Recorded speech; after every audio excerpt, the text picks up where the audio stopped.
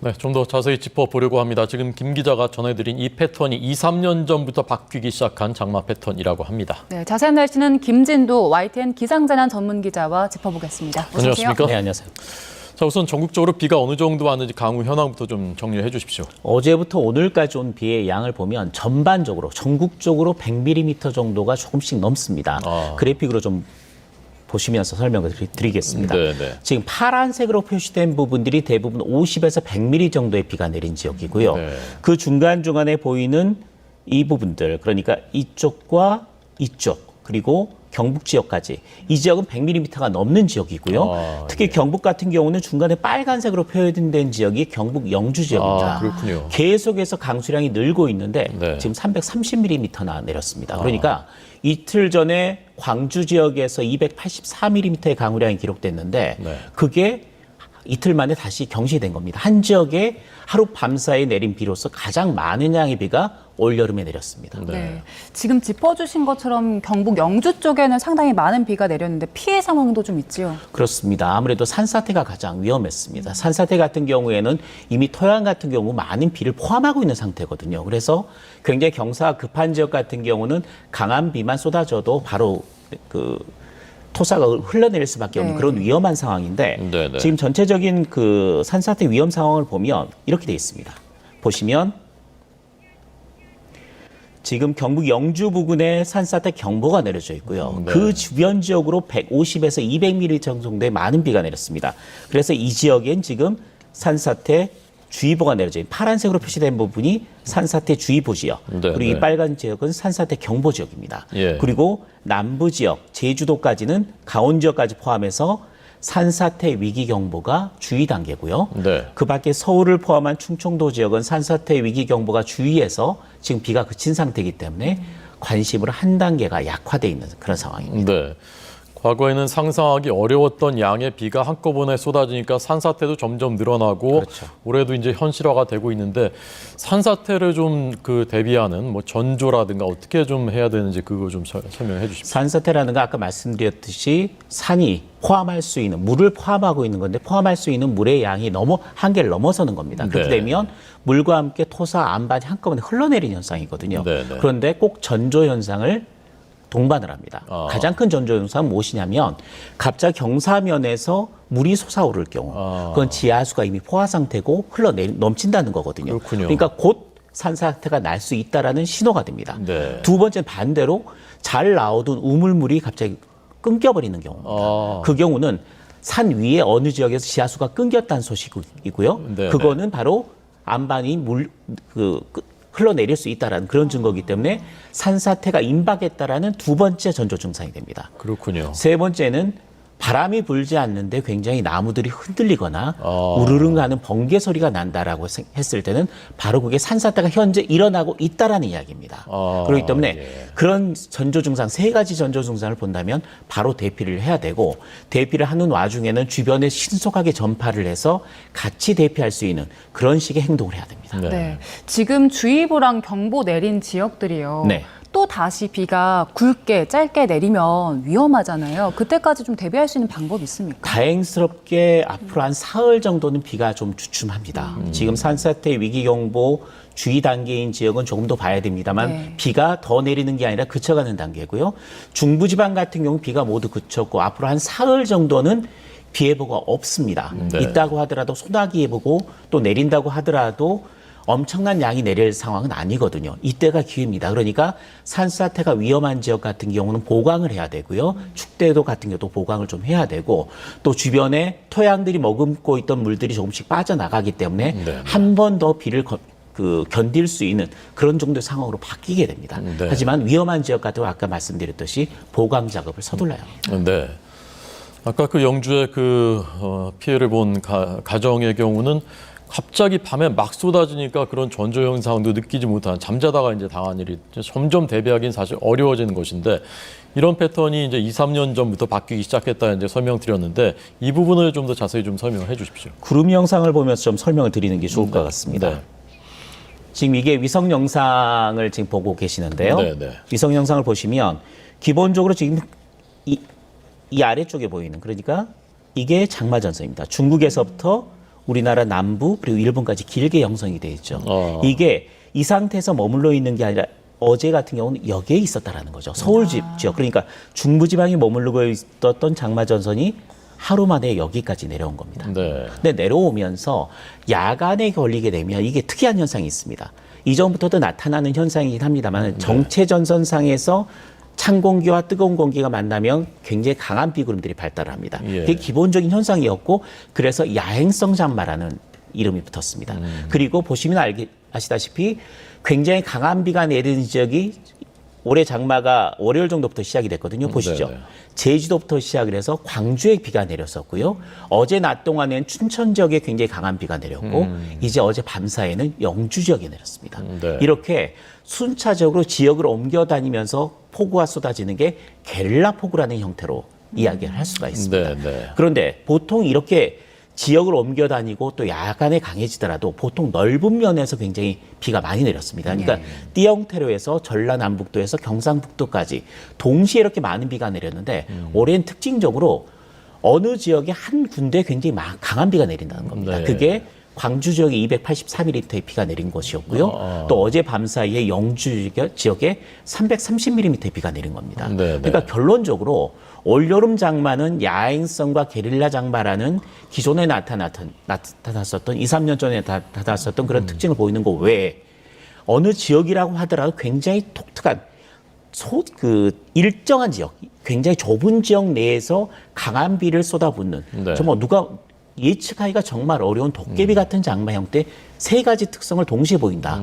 그래서 굉장히 위험한 상황이고 앞으로도 이런 현상들이 7월 중순 그러니까 장마가 끝나기 전까지는 계속될 가능성이 높다라는 그럼 게 서울처럼 분석입니다. 인구가 밀집한 곳에서도 그런 현상이 발생할 가능성이 있는 거군요. 광주도 도심 지역입니다. 그렇군요. 광주에 284mm가 하룻밤 사이에 내렸고 시간당 50에서 70mm 정도의 비가 내렸단 말이죠.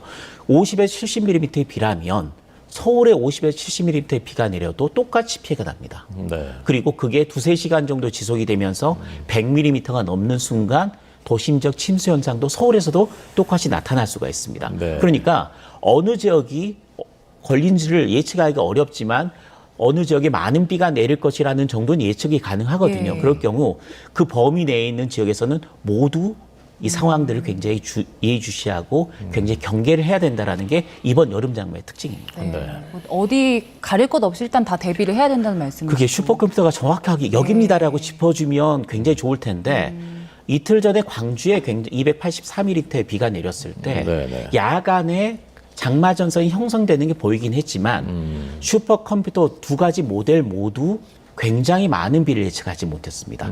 100mm 정도의 비나 90mm 정도의 비를 예보했거든요. 네네. 그 정도라면 이틀 정도의 예상 강우량이기 때문에 그렇게 피해가 나지는 않는데 네. 그 예상을 벗어나서 284mm의 비가 왔거든요. 예. 그러니까 예측을 벗어나는 형태의 강수 강도가 계속해서 나타나고 있기 때문에 굉장히 위험한 상황이라는 거죠. 네. 우리가 밀리미터로 이제 얘기를 하니까 100mm 그러면 이게 잘 감이 안 오거든요. 네. 이게 과거에는 이런 게 거의 없었던 거죠. 제가 1990년도 정도만 하더라도요. 네. 강우량이 100mm를 넘으면 조심해야 되겠다. 예. 위험하다라는 이야기를 했었습니다. 그런데 2000년대에 접어들면은 그때 처음 500mm 예보가 나왔습니다. 아, 그렇군요. 제주 산간에 500mm 예보를 냈을 때 500mm 오나 했는데 실제 500mm가 넘습니다. 그런데 이제는 제주 산간은 500mm가 자주 있는 현상이 됐고요. 네. 내륙에서도 300mm 이상 심지어는 500mm 예보도 가끔씩 나오고 있습니다. 그러니까 계속 온난화가 심해지고 온실가스 효과가 계속 더해지면서 한반도도 열수송량이 굉장히 늘어났고 그것 때문에 강욱수 강도가 과거에 비해서는 굉장히 증가했다. 그래서 적어도 200-300mm 정도의 비가 밤사이에 내린다라는 게 정말 이상한 일이 아니다. 네. 언제든 일어날 수 있는 일이다. 이런 형태로 바뀌었습니다. 네. 게릴라성이기 때문에 예측 어렵다고 하셨지만 당장 단기적으로는 좀 예측을 해봐야 될 것 같은데요. 네. 오늘 밤 이후 날씨 예보 어떻습니까? 우선은 사흘 정도는 잠깐 야간에 호우 걱정을 잠깐 덜어놓으셔도 되겠습니다. 대신 제주도하고 남해안은 제외입니다. 지금 장마전선이 딱 제주도 부근에 머물러 있거든요. 따라서 제주도와 남해안 지역 같은 경우에는 장마전선의 영향권 내에서 계속해서 비가 내릴 가능성이 있습니다. 이게 토요일, 일요일, 월요일까지입니다. 그래서 그동안에는 제주도와 남해안을 제외한 내륙은 장맛비 걱정은 잠깐 덜어놓으셔도 되고 네, 네. 무더위가 대신 기승을 부립니다. 30도가 넘는데 서울이 오늘 같은 경우 31도, 내일이 34도 예보가 나와 있습니다. 그러니까 네. 폭염에 대한 대비를 하셔야 될 것 같고요. 예. 다음 주 화요일과 수요일 사이에 또 한 차례 장마전선이 올라옵니다. 네. 위성 사진을 다시 한번 보여주셨으면 좋겠는데요. 이게 지금 장마전선이 현재 보셨듯이 여기가 한국이 우리나라고요. 네, 네. 그리고 장마전선이 여기에 걸려 있다고 보시면 됩니다. 제주도와 남해안 쪽에 걸려 있습니다. 네. 그런데 다음 주 화요일에 다시 여기에 걸립니다. 네. 근데 이때는 어제 발생했던 저기압보다 훨씬 강력한 저기압이 우리나라를 통과하기 때문에 화요일과 수요일까지 영향을 줄 가능성이 있고요. 이때는 비의 주 무대가 남부가 아니라 중부가 될 겁니다.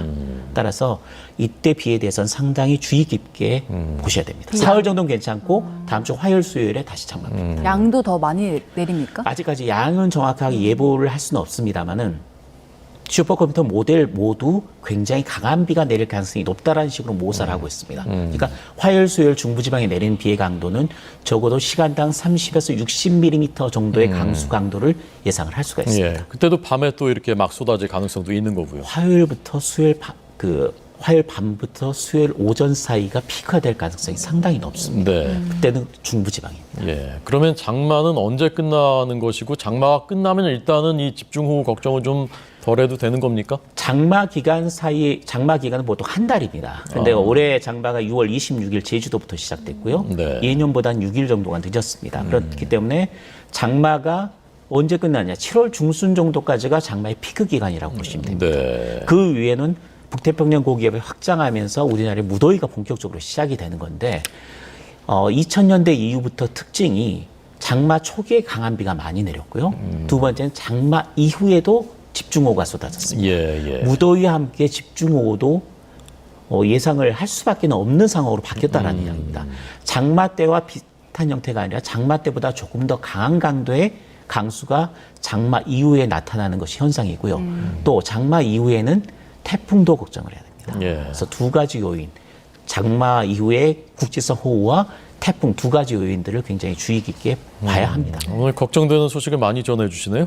우기라는 말이 나올 정도입니다. 그러니까 여름철에 장마 이후에도 또 많은 비가 내리기 때문에 전체적으로 우리나라도 아열대 기후로 바뀌면서 우기를 도입해야 되지 않느냐라는 이야기가 나올 정도이기 때문에 어쩔 수가 없습니다. 비가 한번 왔다 하면 피해를 줄 수밖에 없을 정도로 강한 비가 내리기 때문에 예보가 나왔을 때는 그 지역에서는 특히 주의를 기울여야 합니다. 네, 알겠습니다. 당장 중부지방은 이제 폭염을 주의해야 그렇죠. 한다고 말씀하셨잖아요. 그런데 비가 한 번 내리면 보통은 좀 이 뜨거운 기온이 식기 마련인데 바로 폭염이 일어나네요. 그렇습니다. 지금 이미 우리나라의 여름 기후 패턴으로 들어갔습니다. 그러니까 날씨는 비만 내리지 않다면 30도를 기본적으로 온도는 높게 올라가는 거죠. 그 위에 강한 일사가 더해지면 순식간에 33도 이상을 넘게 됩니다. 그래서 서울과 인천 수도권에 지금 이미 폭염주의보가 내려진 네. 거고요. 아까 말씀드렸듯이 내일은 서울이 34도입니다. 그리고 비가 내리는 동안에는 갑자기 기온이 떨어지면서 28, 9도까지 내려가게 되는 건데 어쩔 수 없이 장마 기간에는 장맛비와 폭염이 교차한다. 이렇게 보시면 됩니다. 네. YTN 김진두 기상재난기자의 해설 들으셨습니다. 감사합니다. 고맙습니다.